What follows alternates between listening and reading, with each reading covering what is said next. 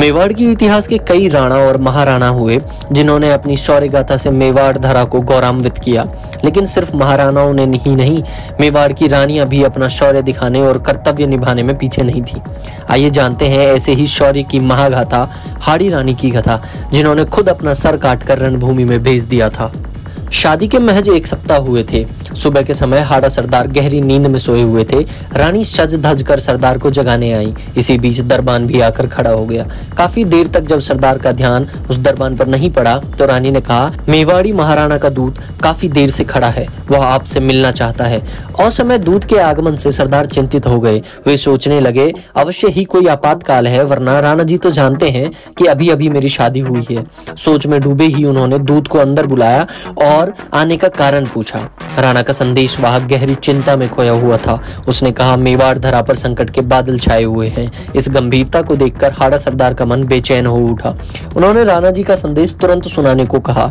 उस समय मेवाड़ के महाराणा राज सिंह थे। उन्होंने कहलवाया था कि हे वीर, तुरंत अपनी सेना को लेकर औरंगजेब की सेना के सामने दीवार बनकर खड़े हो जाओ। दूसरे राज्यों की सेना उसकी सहायता को आ रही है। मैंने औरंगजेब को चारों तरफ से घेर लिया है।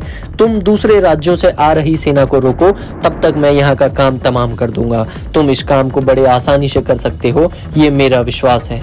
राणा के पत्र को पाकर छोटी सी सेना की टुकड़ी होते हुए भी तुरंत सेना को तैयार करने का आदेश उन हाड़ा सरदार ने दिया। महाराणा राज सिंह ने अपनी सेना को 3 भागों में बांटते हुए मुगल सेना को अरावली में घुसने से रोकने का दायित्व तो अपने बड़े बेटे कुंवर जय सिंह को दिया था और अजमेर से आ रही सेना को रोकने का काम दूसरे बेटे भीम सिंह को, तथा स्वयं और अफगान सरदारों के साथ मुगल सेना पर टूट पड़े थे। औरंगजेब की प्रिय रानी कोकेशियन बेगम को बंदी बना लिया गया था। इस युद्ध में राणा राज सिंह की विजय इतनी विशाल थी कि उनके पूरे जीवन काल में फिर किसी ने मेवाड़ पर आंख उठाकर नहीं देखा। लेकिन इस विजय का श्रेय केवल राणा को ही नहीं जाता।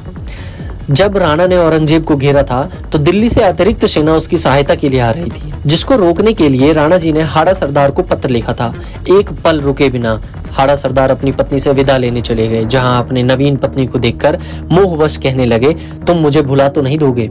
हाड़ी रानी भी समझदार थी, वो तुरंत समझ गई, लेकिन हंसते हुए अपने पति को विदा किया। उस वीरांगना ने मोह को त्याग कर अपने पति को युद्ध के लिए विदा किया। हाड़ा सरदार अपने घोड़े पर बैठकर अपनी सेना के साथ उड़ा जा रहा था, लेकिन उसका मन अभी भी मोहग्रस्त होकर बार बार अपनी पत्नी के याद में खो जा रहा था। अंत में जब उससे रहा नहीं गया और एक संदेशवाहक को उसने अपनी पत्नी के पास उसकी याद दिलाने के लिए भेजा। हाड़ी रानी ने संदेशवाहक को आश्वासन देकर वापस भेज दिया। दूसरे दिन फिर वही हुआ, तीसरे दिन भी सेम, लेकिन इस बार दूत अपने साथ एक पत्र भी लाया था।